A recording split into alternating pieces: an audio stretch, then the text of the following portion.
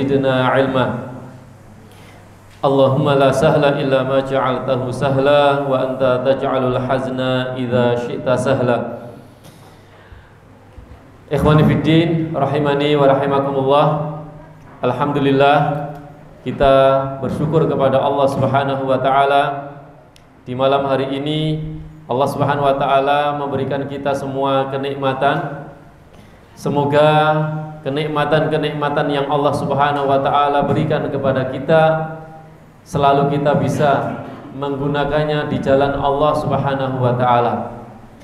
Dengan demikian, kenikmatan-kenikmatan yang ada pada diri kita menjadi pengantar jembatan kita semua kepada surganya Allah Subhanahu wa taala. Salawat dan salam kita haturkan kepada Nabi kita Muhammadin sallallahu alaihi wasallam, uswah hasanah yang terbaik di dalam kehidupan dunia ini. Satu-satunya adalah uswah hasanah kepada Rasulullah sallallahu alaihi wasallam.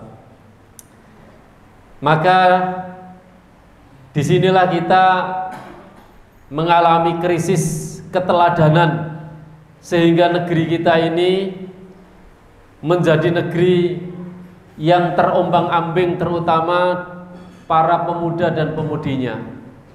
Di saat mereka tidak menjadikan Rasulullah sebagai teladan, maka para pemudanya menjadi pemuda-pemuda yang memble, pemuda-pemuda yang tidak mempunyai prinsip yang kuat untuk berpegang teguh di dalam agama ini.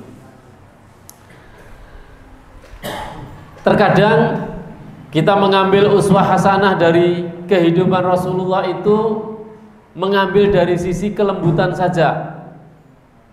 Kita mengambil dari sisi kelembutan Rasulullah, akhlak Rasulullah. Rasulullah itu sangat penyantun. Rasulullah itu sangat lemah lembut. Rasulullah itu sangat dermawan. Rasulullah itu selalu bermuamalah dengan orang lain dengan penuh kerahmahan, dengan penuh kasih sayang. Tapi terkadang di sisi lain kita lupa, kita tidak melihat dari sisi ketegasan Rasulullah. Rasulullah tidak bisa toleransi dengan orang kafir. Rasulullah pernah menghukum para pengkhianatnya, para pengkhianat Rasulullah dari Bani Quraidah sebanyak 700 orang dieksekusi oleh Rasulullah. Terkadang kita merasa canggung ketika menyebut ketegasan Rasulullah. Kita merasa canggung bahwa itu loh Nabi kami, itu loh Rasul kami. Tapi di sisi lain, ketika kita itu menyebut kelembutan Rasulullah, maka kita bangga. Rasul kami loh lembut sekali. Rasul kami begitu sangat penyayang. Nabi kami begitu sangat lemah lembut dan toleransi. Di sisi lain, kita canggung membanggakan dengan ketegasan Rasulullah. Maka inilah yang saya maksud, bahwa keteladanan Rasulullah SAW di negeri kita tidak seimbang, masih sepenggal-sepenggal, seperti puzzle-puzzle yang harus kita tata ulang agar supaya sempurna menjadi wajah Rasulullah dari sisi kelembutan dan ketegasannya. Dan itulah yang menjadi resiko besar ketika pemuda-pemuda kita tidak menjadikan keteladanan itu kepada Rasulullah, bahkan kepada yang lain yang tidak seharusnya kita teladani. Ikhwani fiddin rahimani wa rahimakumullah. Kita melanjutkan kajian kita, kitab Wasayal Aba lil Abna, wasiat-wasiat orang tua kepada anak-anaknya. Kita kemarin sudah sampai di bab 6 dan separuhnya kita sudah bahas bahwa di dalam bab 6 ini Syekh Muhammad Syakir beliau menjelaskan mengajarkan kepada kita semua tentang adab di dalam menuntut ilmu yang mulia. Bagaimana bagi kita dan juga anak-anak kita ketika menuntut ilmu yang mulia ini haruslah semangat mengejar ilmu, semangat untuk mendapatkan ilmu walaupun itu dengan pengorbanan apapun. Sampai-sampai kemarin saya menceritakan beberapa kisah para ulama. Di antaranya adalah Ishaq bin Rahawi yang beliau menikahi seorang janda dengan satu-satunya alasan karena janda tersebut banyak kitabnya. Supaya ketika menikah dengan janda tersebut, Ishaq bin Rahawi ini bisa membaca kitab-kitabnya janda tersebut. Berbeda dengan kita, ketika menikah, maka kita yang lihat bisa jadi itu adalah kecantikannya, bisa jadi itu adalah hartanya. Ketika saya nikahi, insya Allah nggak lama lagi saya dapat bagian warisan, gitu ya. Ini bisa jadi begitu. Begitu juga kemarin saya ceritakan tentang Hisham ad-Dimashqi yang beliau menjual rumahnya untuk berangkat ke Madinah belajar ilmu bersama Imam Malik, dan sampai di sana mendapatkan hukuman 15 pukulan, dan setiap 15 pukulan itu dituntut oleh Hisham ad-Dimashqi ini dengan 15 hadis supaya diajarkan 15 hadis, dan begitu seterusnya. Nah, selanjutnya kita membahas dari sisi bagian yang keenam ini. Bagian yang keenam, yang bagian terakhir, Syekh Muhammad Syakir menjelaskan tentang ketawaduan orang-orang yang berilmu. Ya, ketawaduan orang yang mencari ilmu. Bagaimana adab orang mencari ilmu dari sisi sikap ketawaduannya, sikap hatinya. Maka mari kita baca di halaman yang ke-18 yang bagian akhir ya. Qala musannif rahimahullah wa nafa'ana bi ulumihi fid darain. Ya bunayya, wahai anakku, zinatul ilmi at-tawadhu'u wal adabu. Wahai anakku, zinatul ilmi, perhiasan ilmu, at-tawadhu'u wal adab, adalah ketawaduan dan adab. Ketawaduan yaitu merendahkan diri dan beradab. Faman tawadha'a lillahi rafa'ahu. Barang siapa yang bertawadhu, menundukkan diri lillahi, karena Allah Subhanahu wa taala, rafa'ahu, Allah Subhanahu wa taala akan mengangkat derajatnya. Wa habbaba fihi khalqahu, dan Allah Subhanahu wa taala akan menjadikan orang lain cinta. Habbaba, menjadikan orang lain mencintainya. Fihi, di dalamnya, khalqahu, akhlaknya.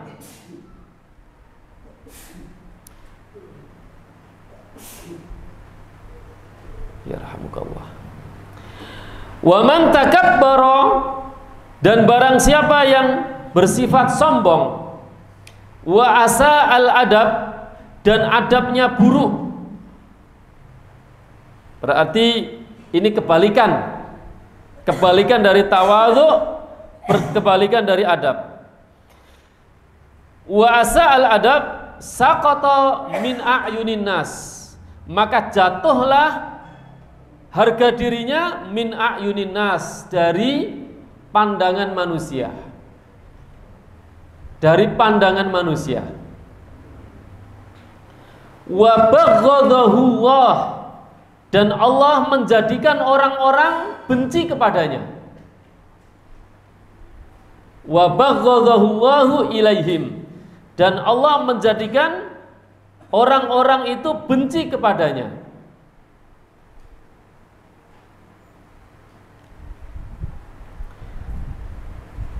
Fala yakadu yajidu insanan, fala yakadu, dan maka hampir-hampir tidak didapati insanan, seorang manusia, yukrimuhu, memuliakannya, au yushfiqu alaihi, atau yushfiqu alaihi, menyayangi dirinya. Ikhwani fiddin, rahimani wa rahimakumullah. Maka di dalam ketawaduan bagi para pencari ilmu itu adalah seperti dua mata logam yang tidak dipisahkan. Ketika orang itu mencari ilmu, maka gandengannya, buah daripada ilmu itu adalah tawadhu, ketawaduan. Maka ketika ada orang yang semakin banyak ilmunya kok semakin sombong, maka sesungguhnya dia bukanlah orang yang berilmu. Karena ilmu itu akan menjadikan orang itu mempunyai dan bersikap tawadhu. Dan ketawadhuan seseorang itu tidak akan pernah menjadikan orang tersebut menjadi hina. Tidak akan pernah. Tidak akan pernah sikap dan sifat ketawadhuan seseorang itu menjadikan orang yang tawadhu itu menjadi hina. Tidak pernah. Di antara makna ketawadhuan para pencari ilmu itu adalah dia tidak akan pernah merasa dirinya untuk malu ketika dia itu mencari ilmu.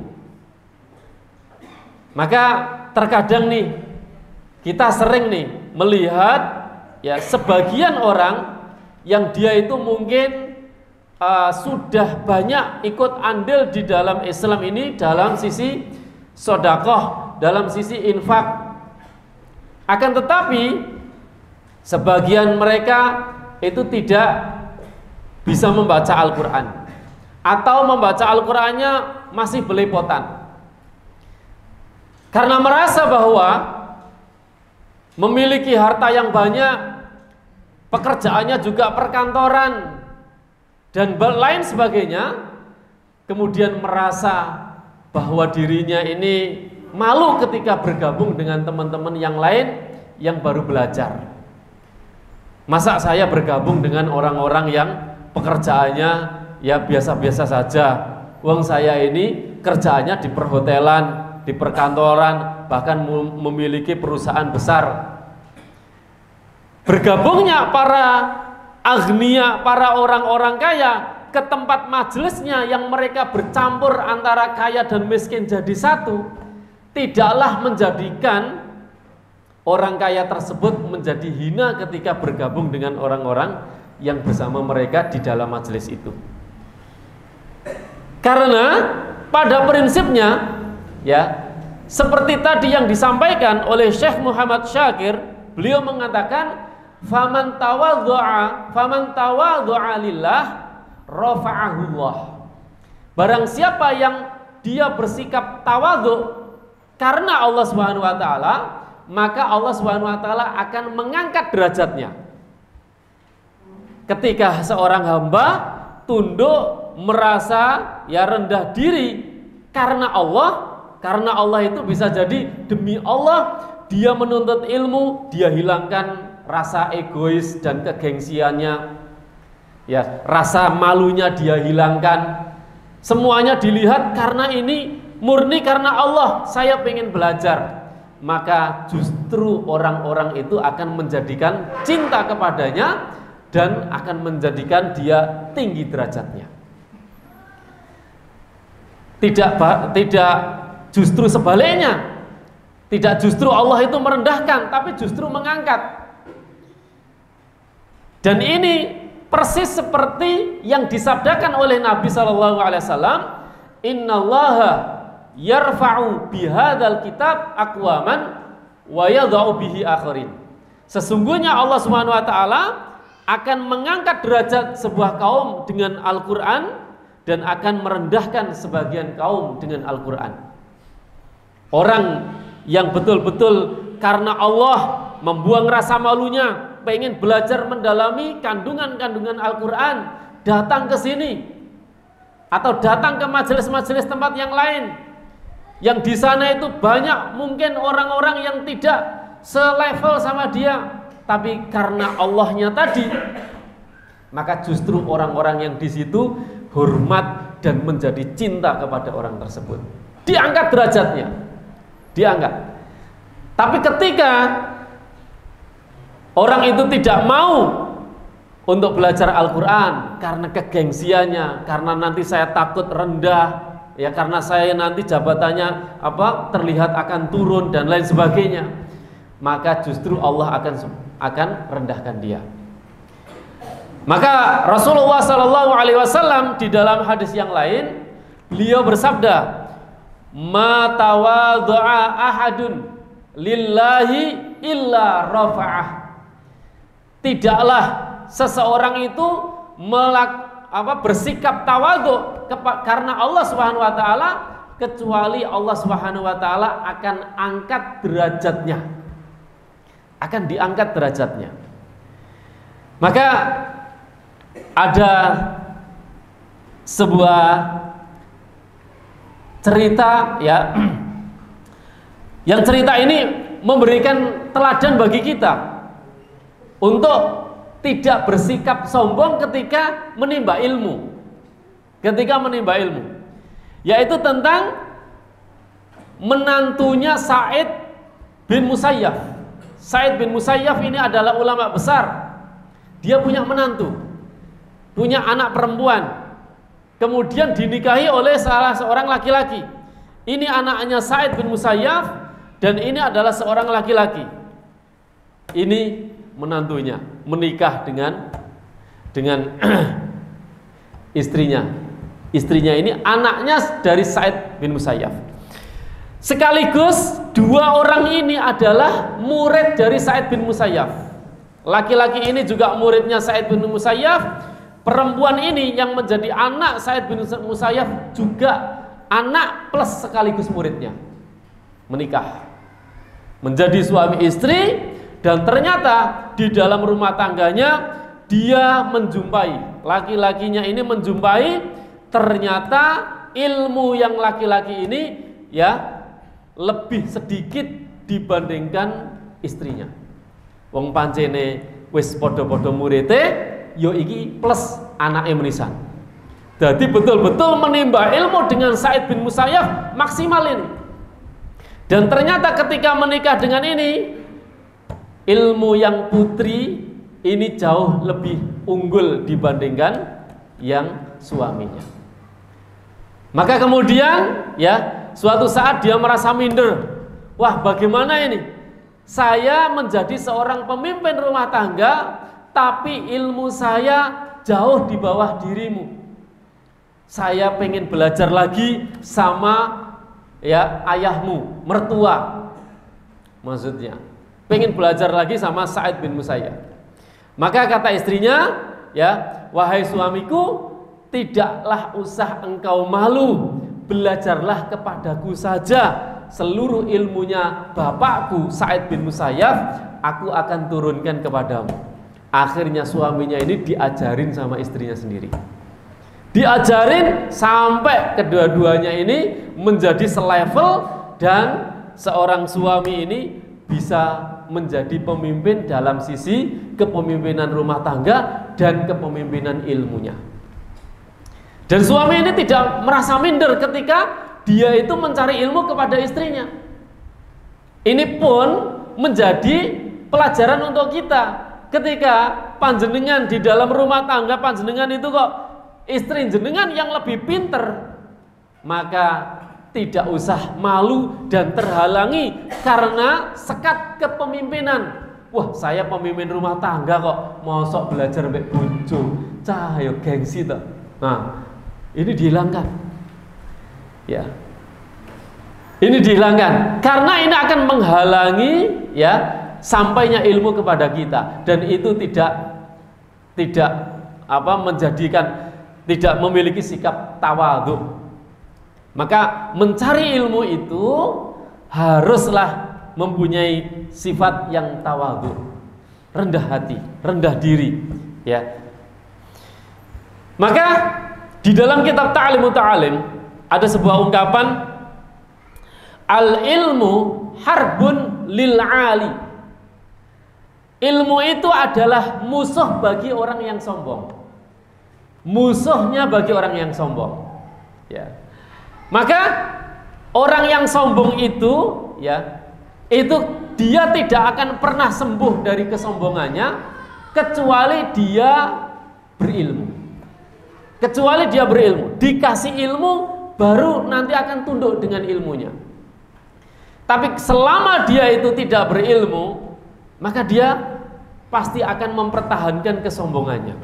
Walaupun ya, yang lebih menyedihkan lagi ketika orang tersebut dianggap berilmu tapi sifatnya adalah sombong. Naudzubillah min dzalik.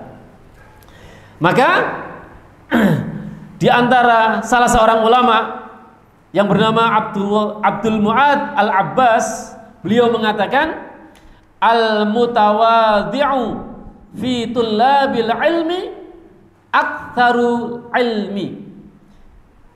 Orang yang tawadhu di dalam menuntut ilmu itu adalah yang paling banyak ilmunya. Orang yang tawadhu di dalam menuntut ilmu adalah orang yang paling banyak ilmunya. Kama anna makanal mutahaffidz aktsarul mutmainnal ma. Sebagaimana tempat yang rendah itu adalah yang paling banyak menampung air. Yang paling banyak menampung air. Maka para ulama mengibaratkan bahwa al-ilmu kasail. Ilmu itu seperti air yang mengalir.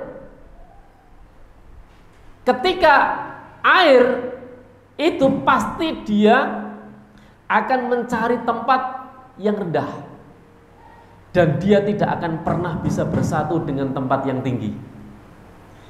Tidak akan pernah bisa bersatu. Tempat yang tinggi itu adalah kesombongan, sedangkan air itu adalah ilmu. Tidak akan pernah bisa bersatu.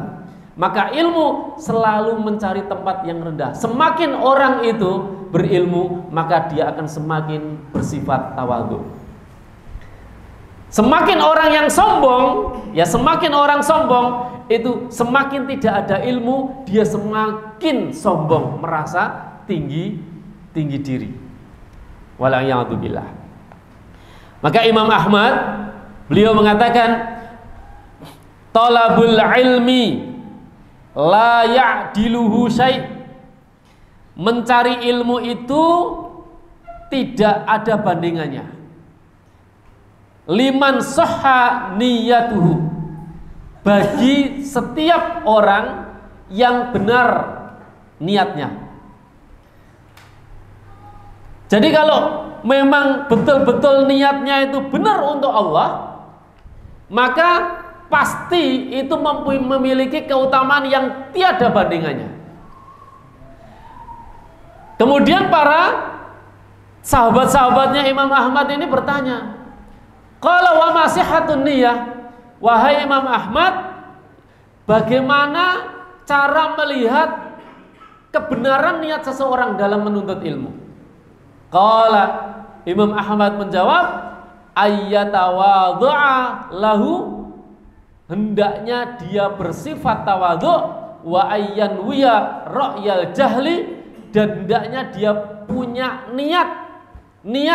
punya niat untuk menghilangkan sifat kebodohan an nafsihi wa an ghairihi, dari dirinya sendiri maupun dari orang lain. Jadi inilah kebenaran niat kita. Kita dari rumah datang ke tempat ini, itu niat kita itu apa? Niat kita ya, itu kalau ingin hanya sekedar dikatakan orang supaya menjadi orang takliman, menjadi orang yang paham, banyak ilmunya, dikatakan berilmu, begitu, maka ini tidaklah menjadi sikap tawadhu. Tapi yang dimaksud tawadhu itu adalah orang yang manakala dia memiliki niat bersikap tawadhu dan memiliki niat untuk menghilangkan kebodohan dari dirinya dan kepada orang lain. Menghilangkan kebodohan dari dirinya itu berarti tidak malu untuk belajar, dan menghilangkan kebodohan dari orang lain itu dia tidak mau untuk mengajari. Tidak malu untuk mengajari. Tidak malu untuk mengajari. Maka ya, kita ini setiap kali ke sini kemudian pulang mendapatkan ilmu, hendaknya ilmu apapun itu hendaknya kita sampaikan kepada yang lain. Supaya apa? Supaya tercapai sidqun niyah kita, kejujuran niat kita. Karena tidak ilmu ini tidak hanya untuk diri kita sendiri, tapi untuk kita sebarkan kepada orang lain.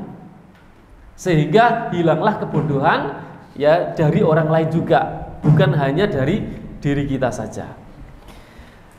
Oleh karena itu, tawadhu itu ya, tawadhu itu ada dua macam. Yang pertama itu adalah tawadhu yang sifatnya jismiyah, dan yang kedua adalah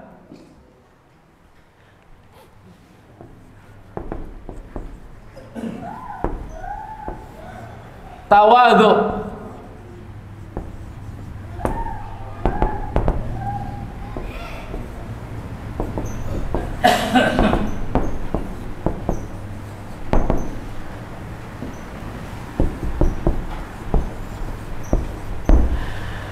tawadhu itu ada dua. Yang pertama bersifat jismiyah.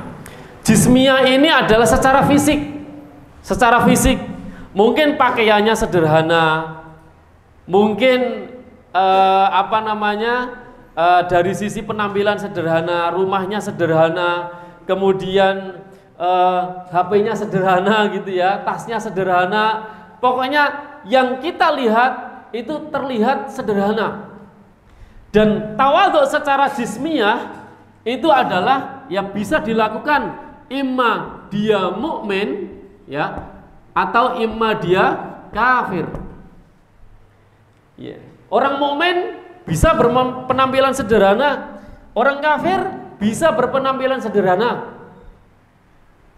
Akan tetapi yang diinginkan oleh syariat, yang diinginkan oleh Allah Subhanahu wa taala, khususnya kita adalah orang-orang beriman, adalah tawadhu yang kedua, yaitu iqbalul haq wal amalu bihi. Yaitu tawadhu, yang dimaksud tawadhu itu adalah menerima kebenaran dan mengamalkan kebenaran itu. Apapun bentuk jabatan kita, apapun bentuk kekayaan kita, apapun bentuk dari segala macam bentuk tubuh kita, maka ketika itu datang kebenaran kepada kita, maka kita harus terima. Dari siapapun itu kebenaran itu, yang jelas itu adalah kebenaran. Dari siapapun, maka kita harus terima. Karena terkadang orang itu terkesan dia adalah orang berilmu, pakaiannya pakaian orang berilmu, kemudian bacaannya adalah bacaan kitab-kitab orang berilmu, tapi ketika disampaikan, hei amalanmu bid'ah, amalanmu syirik, bahkan penampilannya juga seperti wali-wali dan habib-habib ya, kemudian ditunjukkan ini dalil-dalil yang menunjukkan amalanmu bid'ah, amalanmu syirik, tapi dia menolak, maka ini bukan sifat orang yang tawadhu. Ya, bukan sifat orang yang tawadhu. Maka ya, Bapak Ibu sekalian, kita ini semuanya ya, kenapa harus tawadhu? Karena setiap kita itu pada awalnya itu adalah bodoh. Tidak ada satupun di antara kita yang pinter. Bahkan Rasulullah Shallallahu Alaihi Wasallam sendiri itu ketika dia lahir, ya, dia tidak mengetahui apa-apa. Jangankan kita, Rasulullah itu ketika lahir tidak mengetahui apapun dari semua ilmu. Dan juga para ulama, para sahabat semuanya nggak ada yang berilmu. Allah Subhanahu wa taala sudah jelaskan, wallahu akhrajakum min butuni ummahatikum la ta'lamuna syai'ah. Allah Subhanahu wa taala telah mengeluarkan panjenengan semua dari perut ibu panjenengan semua dalam kondisi la ta'lamuna syai'ah, tidak mengetahui apapun. Tapi setelah berkembangnya zaman, bertambahnya umur, kemudian bertambahnya pendidikan yang kita pelajari, kita menjadi berilmu. Maka sesungguhnya setiap ilmu yang kita miliki itu adalah ilmu yang diberikan oleh Allah Subhanahu wa taala. Maka dari situlah kita harus bertawadhu. Di antara sifat tawadhu, menurut Sa'id bin Jubair, seorang tabi'in, beliau mengatakan, la yazalu rajulun aliman ma ta'allama. Orang itu senantiasa dikatakan ya berilmu kalau dia itu mau belajar. Senantiasa orang itu dikatakan berilmu kalau dia itu mau belajar. Kalau sudah nggak mau belajar, berarti orang itu nggak berilmu. Sebab belajar itu tidak akan pernah ada selesainya. Nah, maka ikhwani fiddin rahimani wa rahimakumullah, inilah gandengan orang yang berilmu itu adalah sifat tawadhu, dan lawan dari tawadhu itu adalah sifat sombong. Dan sombong itu kata Rasulullah batarul haq wa ghamtun nas, yaitu menolak kebenaran, ya, wa ghamtun nas, dan meremehkan manusia. Baik, kita baca selanjutnya. Ya bunayya, wahai anakku, la syai'a adharru ala talibil ilmi. La syai'a, tidak ada sesuatu pun, adharru, yang lebih bahaya, ala talibil ilmi, atas pencari ilmu, min ghadabil asatidati wal ulama'i, dari kemurkaan para guru dan para ulama. Jadi menurut Syekh Muhammad Syakir, sesuatu yang paling membahayakan bagi para pencari ilmu itu adalah kemurkaan para guru dan para ulama. Fa'iyyaka ya bunayya, maka kamu jangan sampai, atau bisa juga maka berhati-hatilah wahai anakku, antuk diba ahadan, kamu membuat marah seorang minal mudarrisin, dari para guru, autusi al adaba amamahu, atau kamu beradab yang buruk di depannya, atau kamu berlaku berakhlak yang buruk di hadapannya. Karena memang keredoan seorang guru itu sangat terpaut erat dengan keberkahan ilmu yang dimiliki oleh anak, dimiliki oleh murid. Kalau gurunya itu tidak ridho, maka keberkahan itu akan dicabut oleh Allah Subhanahu wa taala, sehingga anak itu bisa jadi cepat hafal tapi akhlaknya masih buruk, karena tidak mudah untuk mengamalkan ilmu yang dia dapatkan gara-gara ya menyakiti hati seorang guru atau ustadznya. Fa inna aqalla ma yuntijuhu ghadabul asatidzah, maka sesungguhnya aqalla ma yuntijuhu, yang dampak minimal, dampak yang paling kecil,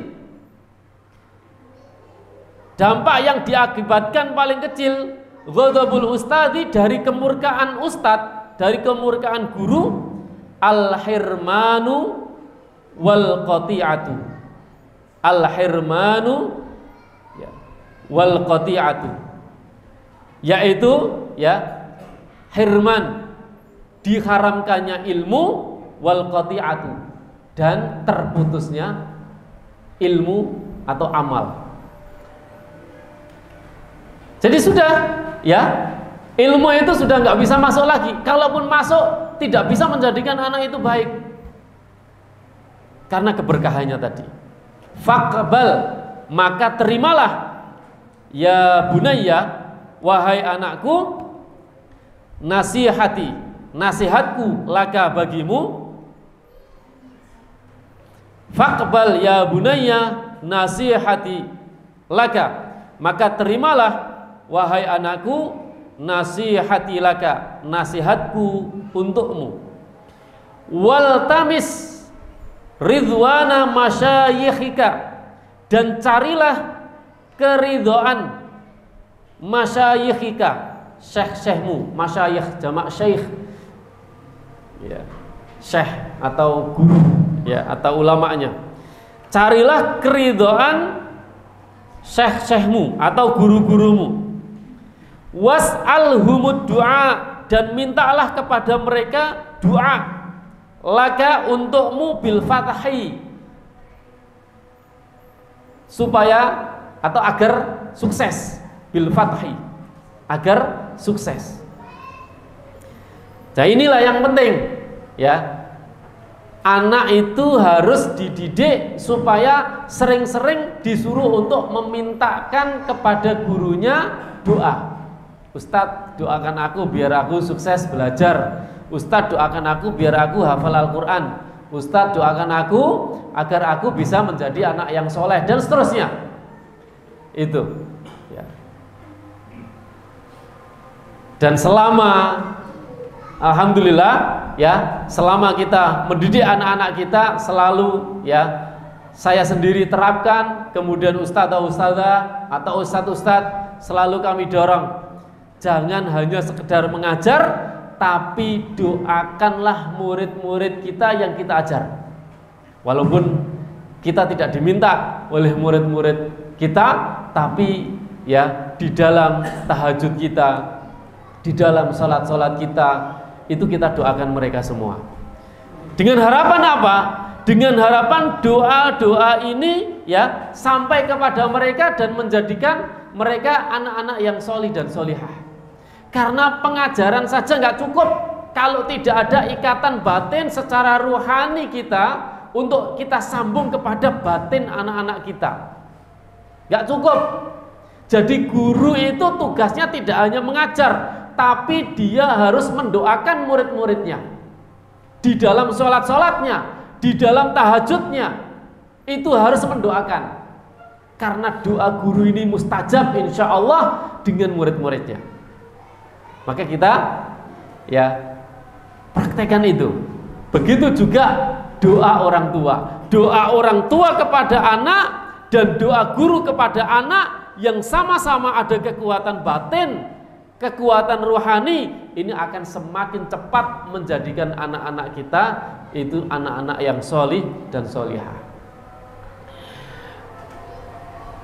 Kemudian asallahu, semoga Allah atau mudah-mudahan Allah ayyastajiba du'aahum laka, menjawab atau mengabulkan doa-doa mereka para guru itu laka, bagimu. Dan ini tidak sedikit, ketika seorang murid-murid itu sukses, itu berkat doa-doa dari para guru-guru mereka. Maka sangat dilarang sekali seorang guru itu mengatakan sesuatu yang buruk kepada muridnya. Sangat dilarang sekali. Karena doa guru itu kepada muridnya bisa jadi bernilai doa di sisi Allah Subhanahu wa taala. Ya. Ini naudzubillah ya. Seringkali kita melihat di televisi ya atau di medsos itu banyak sekali ya yang guru-guru ini juga ada kata-kata kasar kepada muridnya. Nah, ini tidak layak bagi seorang guru. Apalagi naudzubillah sebaliknya, seorang murid berbuat kasar atau berkata kasar kepada gurunya. Wal a'yadu billah. Wa idza khalauta binafsika, dan apabila khalauta. Nah, ini yang lebih penting lagi. Kalau tadi itu adalah seorang murid minta kepada gurunya doa, tapi ini dari diri sendiri. Wa idza khalauta binafsika, dan apabila khalauta kamu telah sendiri binafsika dengan dirimu sendiri, artinya menyendiri, sholat sendirian, tahajud di dalam keheningan malam, ya, fa'aktir, maka perbanyaklah minad du'ai, dari berdoa. Jadi anak kita itu ternyata sudah harus kita ajarkan doa juga untuk diri mereka sendiri. Nah, kamu ya, selain kamu minta doa sama guru-gurumu, kamu juga harus berdoa untuk dirimu sendiri. Berdoa minta kepada Allah supaya kamu itu diberikan ilmu yang bermanfaat, dijadikan anak yang solih-solihah. Ini yang penting, sehingga anak itu ditanamkan ketergantungannya hanya kepada Allah, karena tidak ada yang bisa memberikan ilmu kepada dirinya kecuali Allah Subhanahu wa taala. Maka mintalah kepada Allah di dalam kesendirian. Nah, ketika kamu sholat, minta sama Allah ilmu yang banyak. Fa'akthir minad du'a wal ibtihali ilallah, dan menyerahkan diri ilallah kepada Allah Subhanahu wa ta'ala. Berserah diri kepada Allah Subhanahu wa ta'ala, ayyarzukakal ilma, agar Allah memberikanmu rizki ilmu an-nafi' yang bermanfaat, wal amala bihi, dan bisa mengamalkan ilmu tersebut.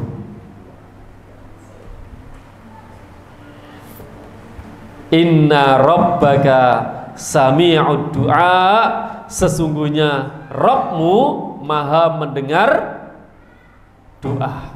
Wasi'ul karimi wal judi, sangat luas, maha luas. Al wasi'ul karami, maha luas kemuliaannya, wal judi, dan kemuliaan ya, keagungannya.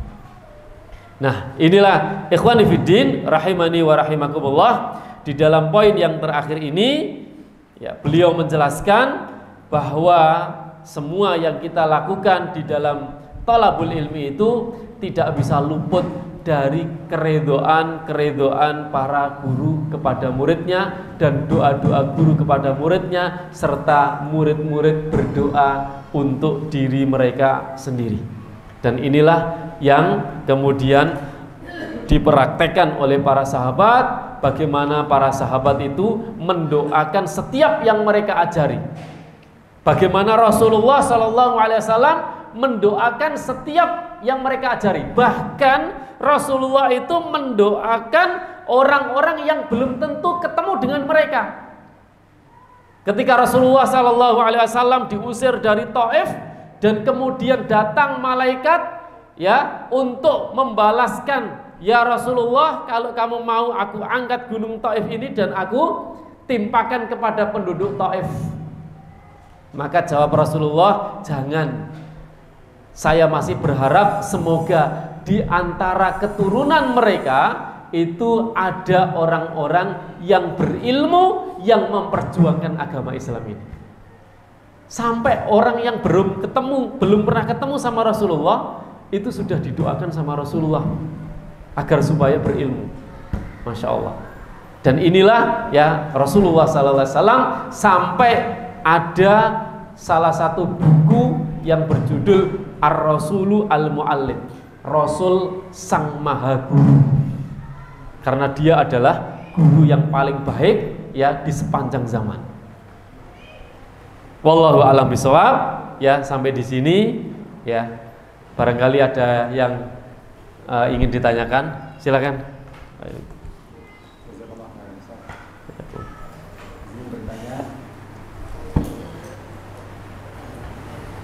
Tentang tawadhu adalah ciri-ciri orang yang berilmu. Ibarat dua mata uang yang tidak bisa terpisah antara satu dengan yang lain. Kemudian yang saya tanyakan adalah apa perbedaan tawadhu, orang yang berilmu ciri-cirinya adalah tawadhu, dengan ayat Al-Quran yang bunyinya innama yakhshallaha min ibadil ulama. Jadi sesungguhnya orang-orang yang takut kepada Allah adalah para ulama. Maknanya ulama orang berilmu gitu. Terus beda keduanya ini bagaimana antara tawadhu dengan takut? Atau lebih dikatakan persamaannya gimana? Antara tawadhu sama ulama. Dengan takut, dengan rasa takut.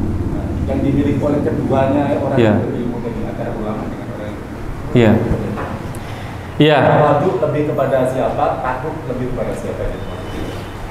Iya. Jadi itu satu kesatuan yang dampak positif yang diakibatkan oleh ilmu. Ya. Jadi sampai Ibnu Jarir beliau mengatakan al ilmu wal khosyah. Ilmu itu adalah rasa takut. Ilmu itu adalah rasa takut. Jadi setiap orang yang berilmu dia itu pasti takut kepada Allah.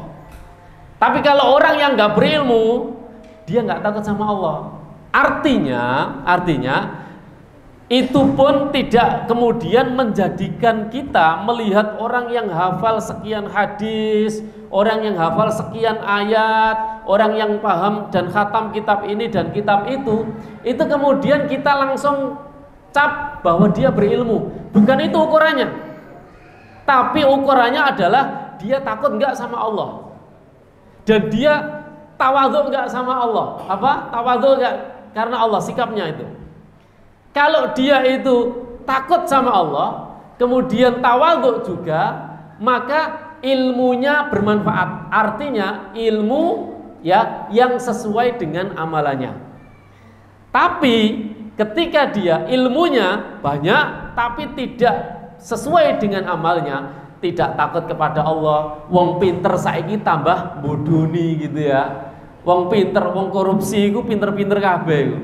Ya, iku tambah justru dijadikan disalahgunakan kepandaiannya, atau bahkan yang pinter itu melintirkan dalil-dalil untuk melegitimasi apa? Ya, itulah amalan-amalannya yang sesuai dengan hawa nafsunya. Ya, ini ya bukan orang berilmu. Ya. Maka al-khosyah dan tawadhu ya ini adalah buah daripada ilmu. Ya. Orang yang takut kepada Allah dia sudah pasti tawadhu. Orang yang tawadhu ya insya Allah dia juga khosyah, takut kepada Allah. Karena dilihat dari sumbernya yaitu berilmu yang sesuai dengan amal. Tapi ketika tidak sesuai, itulah yang dimaksud ya laisal alimu bi kathratil ilmi walakinnal alimu ya bi alladzi yunasibu amaluhu. Yaitu orang-orang berilmu itu bukanlah orang yang banyak ilmunya, tapi orang berilmu itu adalah orang yang ilmunya sesuai dengan amalnya. Nah, itulah orang yang berilmu. Wallahu a'lam bishawab. Demikian, sambun. Alhamdulillahirabbil alamin. Semoga ini bermanfaat untuk kita dan juga anak-anak kita. Mohon ya anak-anak panjenengan itu ya mulai jenengan bisa berubah untuk menasehati anak-anak itu dengan isi kitab ini. Apa yang sudah jenengan peroleh dari nasihat-nasihat dari Syekh Muhammad Syakir, coba direnungkan dan kemudian nasihat kata-kata jenengan itu dirubah ya. Kalau tadi itu mendapatkan tawadhu, nak, sampai niku nek belajar nggak boleh sombong. Kamu itu harus tawadhu. Nak, kamu itu harus berdoa kepada Allah. Digitukan. Pernahkah kita menanamkan karakter seperti itu kepada anak? Nah, ini harus ditanamkan kepada diri anak. Maka seringkali saya menasihati anak-anak itu, ya, nah, sesungguhnya masalah apa yang kamu hadapi itu bukan ada pada siapapun yang salah, tapi hatimu yang salah. Sudah dekatkah hatimu kepada Allah? Sudah merasa takutkah hatimu kepada Allah? Selalu saya ajak merenung seperti itu, supaya hatinya ini ya terbuka dan merasa bahwa dia itu selalu diawasi oleh Allah Subhanahu wa taala. Wallahu a'lam bishawab. Subhanaka Allahumma wa bihamdika asyhadu an la ilaha illa anta astaghfiruka wa atubu ilaik. Wassalamu alaikum warahmatullahi wabarakatuh.